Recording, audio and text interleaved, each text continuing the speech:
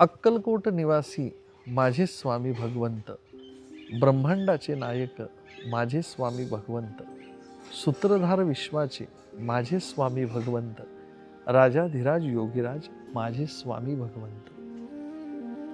या ओवीमध्ये ज्या पद्धतीने माझे स्वामी वापरलंय, तो माझे स्वामी ही एक आर्त स्वामींना घातलेली हाक आहे.